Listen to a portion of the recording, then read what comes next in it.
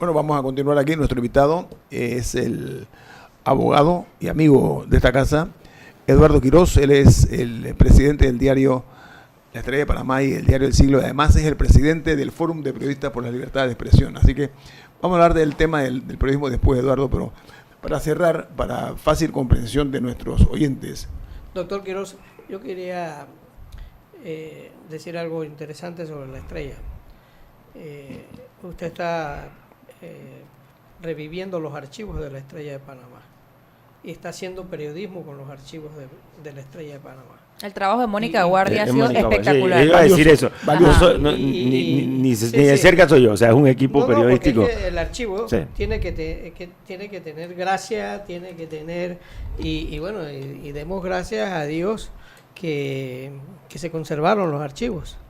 Yo, mientras fui director de crítica, yo cuidé mucho los archivos, sobre todo los archivos fotográficos, que bueno, cuando nació La Estrella casi no existía la fotografía, pero sí existieron las crónicas, y los archivos también son noticias, y eso es importante lo que está haciendo La Estrella de Panamá, y que no hay que vivir de la noticita diaria.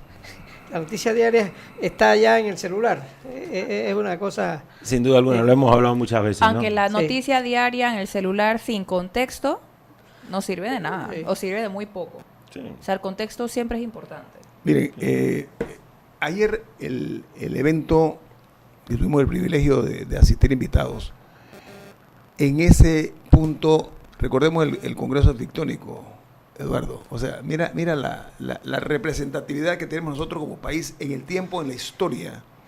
En ese sitio está la imagen del libertador, de Simón Bolívar, y él habla en el sitio donde se dio este evento, pero además teniendo al general Bolívar, ¿no?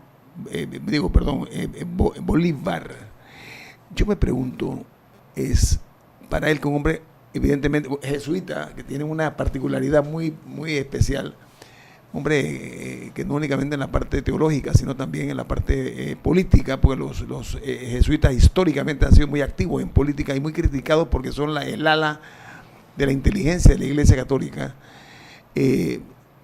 Tú te imaginas, digo yo, Eduardo, ¿no? Un hombre con la cultura que él tiene, haberse sentido en ese solemne acto en un sitio que tiene mucha historia que nosotros muchas veces no valoramos. Esa parte es importante, ¿no?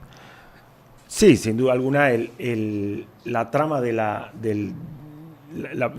parte dramática del lugar, ¿no? El Salón Bolívar de la Cancillería es un salón, diría yo, de los más espectaculares de Panamá, y con una historia larguísima.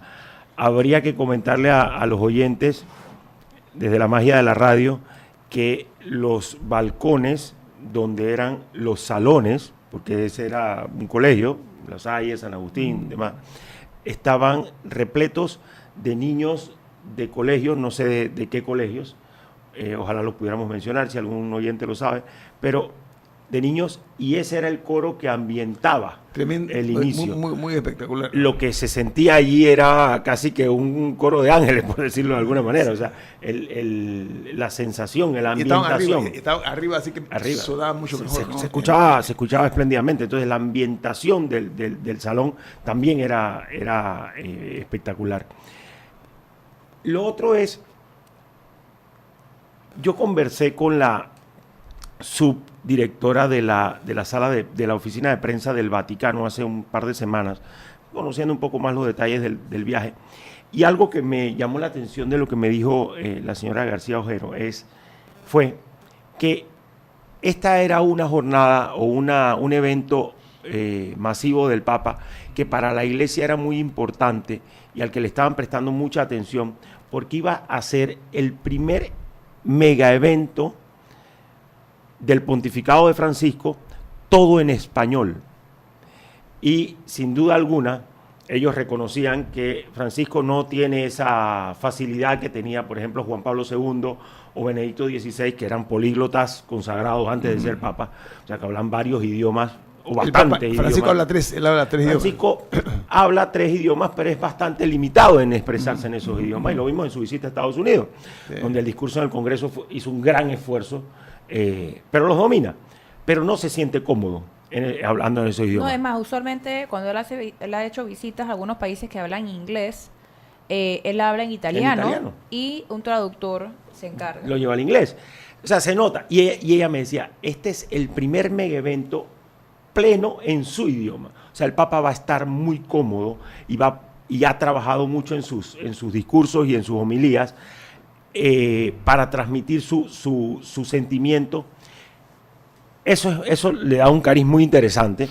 Y lo otro es que es un hombre que conoce la región perfectamente. O sea, a Francisco no se le puede ver o no se le puede pensar sin pensar en el documento de Aparecida del año 2007 en Brasil, que es un documento social profundísimo de la Iglesia y que él fue el coordinador de la redacción de ese documento. Ahí es donde él, entre paréntesis, ahí es donde él conoce y traba amistad con Monseñor en esa época, hoy cardenal José Luis Lacunza, que trabaja también en la comisión de redacción del documento. Él es Agustino Recoleto. Recoleto. Es esa comprensión para elaborar ese documento. Bergoglio en esa época tuvo que conocer la realidad de cada uno de los países de Latinoamérica y profundizar en eso. Entonces es un hombre que conoce la región, que cuando le dicen Panamá, él entiende un poco qué hay detrás, cuáles son nuestros problemas, cuál es nuestra historia, nuestras necesidades, etcétera, ¿no? Mira, Eduardo, nosotros arrancamos con un fragmento del discurso del sumo pontífice. Mira CNN como tituló, dice: Papa Francisco a las autoridades en Panamá.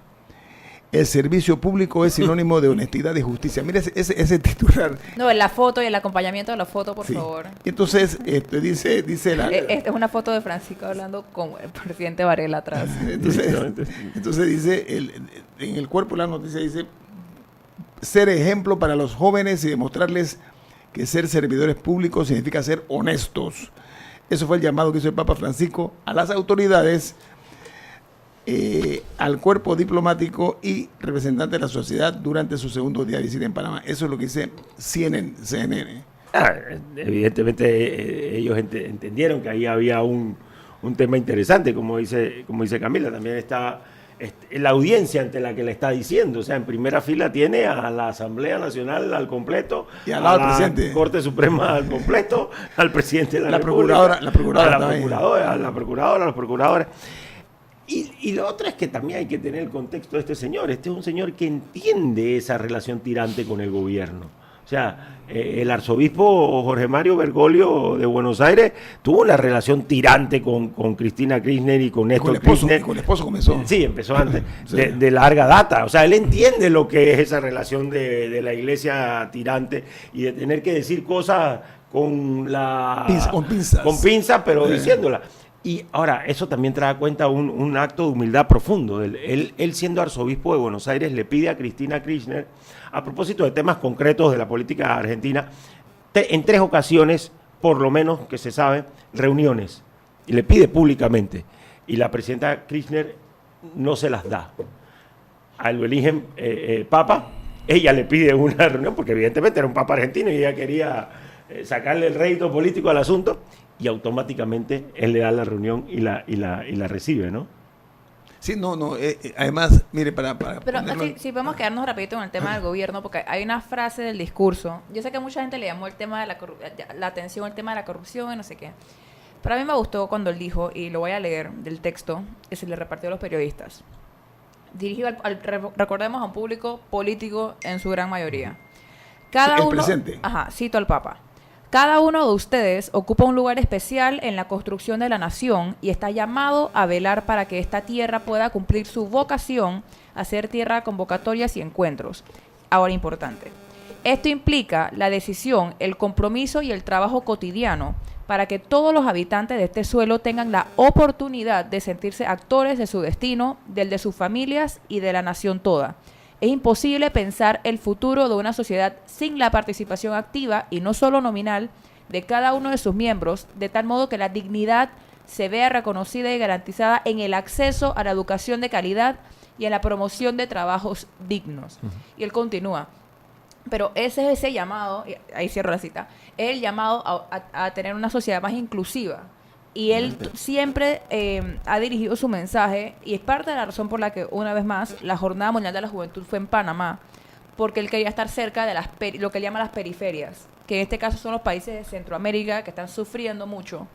Él no escogió Panamá porque somos pritis, él escogió Panamá porque era un lugar de encuentro donde él podía estar cerca de Centroamérica. No fue por nosotros, fue por Centroamérica, por lo que está sufriendo esta región. Sí, se está desangrando. No fue por nosotros, fue por hacer ese llamado a las periferias. No solo por nosotros. El presidente Ernesto Pérez Valladares me manda aquí lo que publica el diario El ABC de España. Titula: El Papa pide, entre comillas, transparencia a los gobiernos y, entre comillas, también compasión a los obispos. Una extensa nota donde aparece el Papa con el presidente Varela en el Palacio de las Garzas, ¿no? O sea, el hecho de que él haya tocado temas, como tú decías, Eduardo, ¿ante qué público estaba? O sea, estaba a nivel nacional por televisión, pero ¿ante quiénes estaba a cuatro ojos hablando él?